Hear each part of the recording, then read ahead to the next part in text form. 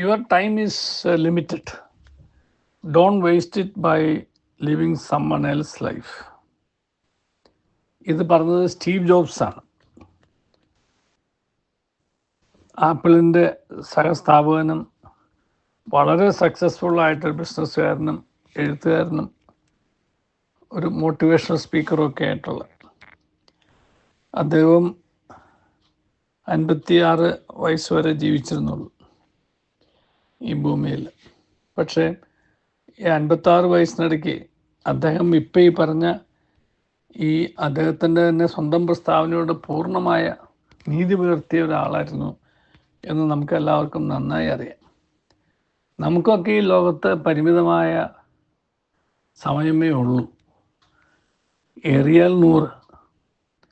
ആ 100-നകത്ത് ബാല്യകാലവും കൗമാരമൊക്കെ കഴിഞ്ഞ് യൗവനവും മധ്യവയസ്സിൻ്റെ പ്രായമൊക്കെ കഴിഞ്ഞ് പിന്നീടൊരു വയസ്സ് ആയിക്കഴിഞ്ഞാൽ പിന്നെ അത്ര നന്നായിട്ട് നമുക്കൊരിക്കലും നമ്മളാരും ജീവിതത്തിൽ ഓടിയെന്ന് വരില്ല. ഒരിക്കലും ആരോ പറഞ്ഞ മാതിരി എന്നെ ശ്രമിക്കുന്ന ആരും നിങ്ങൾ ഇത്രയും കാലം ജീവിച്ചിടത്തോളം ഇനി ജീവിക്കാൻ പോകുന്നില്ല എന്ന് പറഞ്ഞപ്പോഴാണ് പലർക്കും മനസ്സിലായത് നമ്മൾ ജീവിച്ച കാലം ജീവിക്കാൻ സാധ്യതയുള്ള കാലത്തിൻ്റെ പകുതി കഴിഞ്ഞിരിക്കുന്നു എന്നുള്ളത്.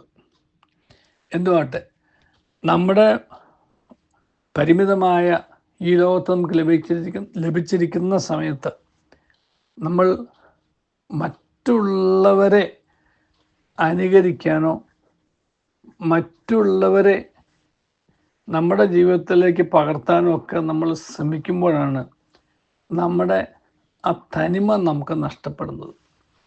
നമ്മളായിട്ട് ജീവിക്കാൻ നമ്മൾ പരിശ്രമിക്കുമ്പോൾ മാത്രമേ നമ്മുടേതായിട്ടുള്ള ഒറിജിനാലിറ്റി പുറത്തു വരികയുള്ളൂ.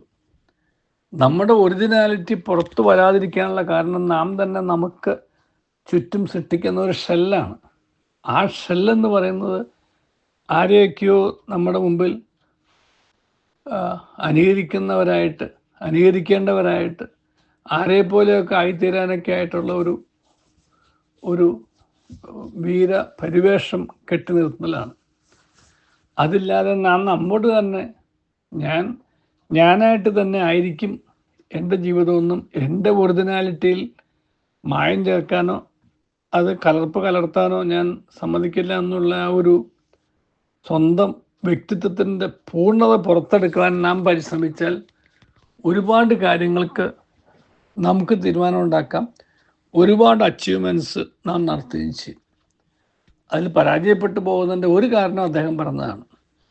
നമ്മൾ ആരെയൊക്കെയോ അനുകരിക്കാനോ ആരൊക്കെയോ ആയിത്തീരാനായിട്ടുള്ള അത് മാറിയിട്ട് നാം നമ്മുടേതായൊരു ജീവിതം നയിച്ചാൽ ഒരു കുഴപ്പമുണ്ടാവില്ല. രണ്ടാമത്തെ കാരണം, നമ്മുടേതായ ജീവിതം നയിക്കാൻ നാം പരിശ്രമിക്കുമ്പോൾ മറ്റുള്ളവർ എന്ത് പറയും എന്നുള്ള ഒരു തോന്നലിൻ്റെ പേരിൽ മറ്റുള്ളവരെ എങ്ങനെയെങ്കിലും ഇമ്പ്രസ് ചെയ്യിക്കേണ്ടി വരില്ലേ എന്നുള്ളൊരു തോന്നലിൻ്റെ പേരിൽ വീണ്ടും നാം അല്ലാതായിത്തീരുന്നു.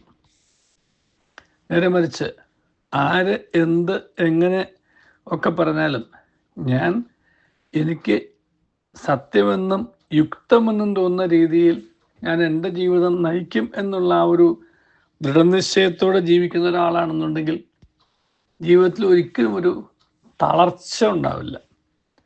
തളർന്നാലല്ലേ തകരുള്ളൂ. തളരാതെ ഒരു ജീവിതവും തകർന്നിട്ടില്ല. അപ്പം തളരുന്നത് അതിൻ്റെ രണ്ടാമത്തെ കാരണം, നമ്മൾ മറ്റുള്ളവരുടെ അഭിപ്രായങ്ങൾക്ക് വില കൊടുക്കുമ്പോഴോ മറ്റുള്ളവരുടെ അഭിപ്രായങ്ങൾ നമ്മുടെ സ്വന്തം വ്യക്തിത്വത്തിൻ്റെ തനിമ പുറത്തെടുക്കാതിരിക്കാൻ തക്കവണ്ണം നമ്മളെ സ്വാധീനിക്കുകയൊക്കെ ചെയ്യുമ്പോഴാണ്. പണ്ട് മലയാളത്തിൽ പറയുമായിരുന്നു, തെരുവ് നായ്ക്കൾ കുരച്ചുകൊണ്ടിരിക്കും, പക്ഷെ അവർ കുരയ്ക്കുന്നത് അവരുടെ സ്വഭാവമാണെന്ന് മനസ്സിലാക്കിക്കൊണ്ട് നാം മുന്നോട്ട് പോയില്ല എന്നുണ്ടെങ്കിൽ അവരുടെ കുരയുടെ മുമ്പിൽ നമ്മൾ പകച്ചു നിൽക്കുകയുള്ളൂ. അല്ലെങ്കിൽ മുന്നോട്ട് പോകാതെ നമ്മുടെ വാതിലടഞ്ഞ് അവിടെ നിൽക്കുകയുള്ളൂ. അപ്പം അവർ കുരയ്ക്കുന്നത് അവരുടെ സ്വഭാവമാണെന്ന് തിരിച്ചറിഞ്ഞാൽ നമ്മുടെ സ്വഭാവത്താൽ നമ്മൾ ജീവിക്കാനായിട്ടുള്ള നമ്മുടെ യത്നത്തിൽ നമ്മൾ സ്വന്തമായിട്ട് മുന്നോട്ട് പോകും. അപ്പം ഈ രണ്ട് കാര്യങ്ങൾ ശ്രദ്ധിച്ചാൽ ജീവിതത്തിൽ ഒരുപാട് വിജയങ്ങൾ നമുക്ക് ഉണ്ടാക്കിയെടുക്കാം. നമ്മുടെ ജീവിതം ഒരു വിജയമായിട്ട് മാറുകയും ചെയ്യും. അതിനായിട്ട് ദൈവം നമ്മെ അനുഗ്രഹിക്കട്ടെ. നല്ലൊരു ദിവസം എല്ലാവർക്കും നേരുന്നു.